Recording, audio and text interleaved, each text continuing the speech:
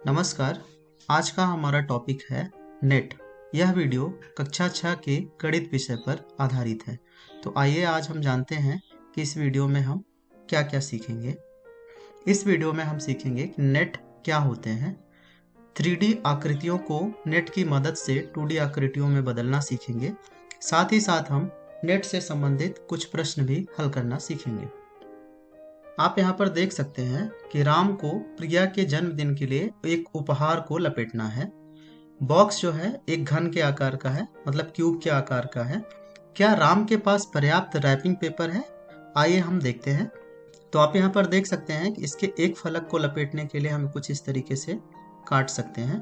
तो आप देख सकते हैं कि यहाँ पर केवल 4 फलकों के लपेटने के लिए पेपर है, जो कि पर्याप्त नहीं है। आपको यहाँ पर एक रैपिंग पेपर दिख रहा है, आइए यहाँ पर भी देखते हैं। तो यहाँ पर इस तरीके से आप देख सकते हैं कुल 6 फलक के लिए यहाँ पर रैपिंग पेपर है। और क्या आप इस तरीके से काटने पे आपको क्या पूरी तरीके से इसको हम कवर कर सकते हैं?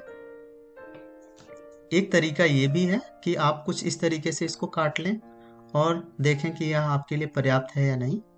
तो आइए जानते हैं कि नेट होता क्या है।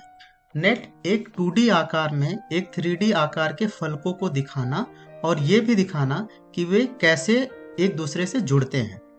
जैसे आप यहाँ पर एक देख सकते हैं कि एक क्यूब है जिसे हम घन भी बोलते हैं, और कुछ इसे इस तरीके से इसका हम नेट बना सकते हैं, मतलब एक 3D आकार को एक 2D आकार में परिवर्तित कर सकते हैं। इसी तरीके से यहाँ पर एक क्यूबॉइड है जिसे हम घनाभ भी बोलते हैं, उसका नेट कुछ हम इस तरीके से बना सकते हैं। यह एक पिरामिड है और इसे हम कुछ इस तरीके से इसका नेट बना सकते हैं। तो नेट आकृतियों की एक व्यवस्था है जिसे किनारों पर मोड़कर ठोस आकार के फलक बना सकते हैं। तो यहाँ पर आपको कुछ ठोस आकृतियां दी गई हैं जिनको हम 2D आकृतियों में परिवर्तित किए हैं। और आप क्या बता सकते हैं कि ये कौन सी आकृतियां हैं? तो यहाँ पर एक क्यूब है, इसके फलकों को यदि हम कुछ इस तरीके से अलग करें तो आप देख सकते हैं कि हर एक फलक एक वर्ग के आकार की है, और कुछ इसका व्यवस्थापन हम इस तरीके से इसका नेट बना सकते हैं। तो यह एक शीर्ष है, इसे हम या तो यहाँ पे रख सकते हैं या तो यहाँ पे रख सकते हैं या फिर इधर रख सकते हैं। इसे आप अपनी सुविधा अनुसार लगा सकते हैं। आइए एक और उदाहरण देखते हैं। तो आप यहाँ पर देख सकते हैं इस क्यूब के फलकों को हम कुछ इस तरीके से अलग अलग कर रहे हैं, जो कि एक वर्गाकार आकृति है, और इसे हम कुछ इस तरीके से व्यवस्थापित कर सकते हैं। तो एक जो 3D आकार है उसका नेट हम अलग अलग प्रकार से बना सकते हैं। जैसे आप यहाँ पर देख सकते हैं कि इसका व्यवस्थापन हम कुछ इस तरीके से भी कर सकते हैं, कुछ इस तरीके से भी कर सकते हैं, या फिर कुछ इस तरीके से कर सकते हैं। यदि हम एक घन के आकार के गत्ते को चपटा कर लें या फिर उसका हम नेट बनाएं तो वह किस आकार का होगा? तो आइए देखते हैं। यह इस घन का आधार हो गया और इसकी ये फलकें हो गई 4, और यह शीर्ष है। शीर्ष को हम कहाँ जोड़ सकते हैं? उसको हम कहीं पे भी जोड़ सकते हैं, यहाँ पे भी जोड़ सकते हैं या फिर इधर जोड़ सकते हैं। और ये कौन से आकार हैं? आप देख सकते हैं कि ये सभी आकृतियां एक वर्गाकार हैं। इसी तरीके से यदि हम घनाभ के आकार को इस तरीके से नेट बनाएं तो कुछ इस तरीके से हम ड्रॉ कर सकते हैं, और शीर्ष को हम या तो यहाँ जोड़ सकते हैं या फिर ऊपर जोड़ सकते हैं। अब आप यहाँ पर देखें और बताएं कि कौन कौन सी आकृतियों को, कौन कौन से नेट को हम मोड़कर एक घन बना सकते हैं। आप सोचें।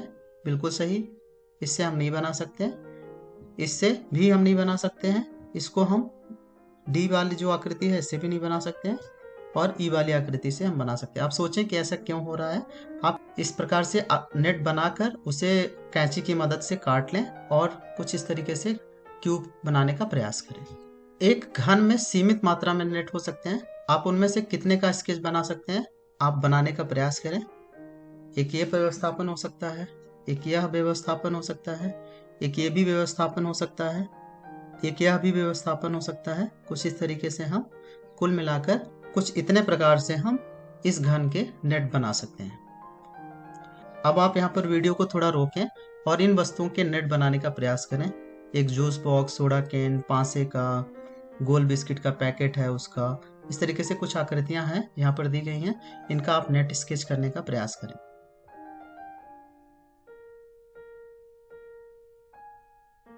अब आप अपने उत्तर का मिलान करने, क्या आपने भी कुछ इस तरीके से नेट बनाने का प्रयास किया है? अब आप एक पेपर लें, कुछ इस तरीके से ग्रिड पेपर लें और इस घन का नेट बनाने का प्रयास करें। इसकी लंबाई, चौड़ाई और ऊंचाई का मान यहाँ पर दिया गया है। अब आप इसका नेट बनाने का प्रयास करें।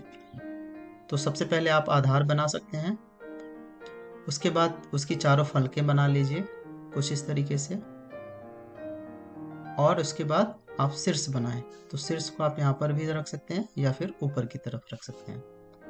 आइए एक और उदाहरण देखें। अब आप इस घनाभ का नेट बनाने का प्रयास करें।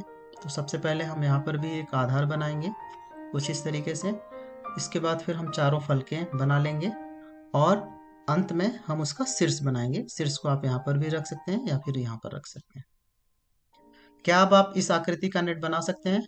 आप वीडियो को थोड़ा समय रोकें और बनाने का प्रयास करें।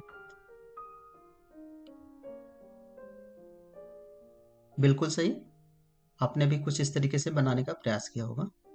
अब यहाँ पर एक आपको रेगुलर पिरामिड दी गई है, इसका भी आप नेट बनाने का प्रयास करें।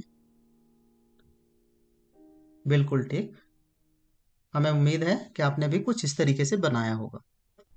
अब यहाँ पर एक बेलन दिया गया है, इसका आप नेट बनाने का प्रयास करें। तो आपने भी कुछ इस तरीके से इस बेलन का नेट बनाने का प्रयास किया होगा। तो इस वीडियो में हमने सीखा कि नेट क्या होता है, साथ ही साथ हमने जाना कि 3D आकृतियों को नेट की मदद से 2D आकृतियों में कैसे बदलते हैं, और नेट से संबंधित कुछ प्रश्न भी हल किए। अब आप निम्न प्रश्न का वर्णन करते हुए अपने मित्र को एक व्हाट्सएप संदेश लिखें। आपके लिए प्रश्न है, नेट क्या होता है? इस वीडियो में इतना ही, धन्यवाद।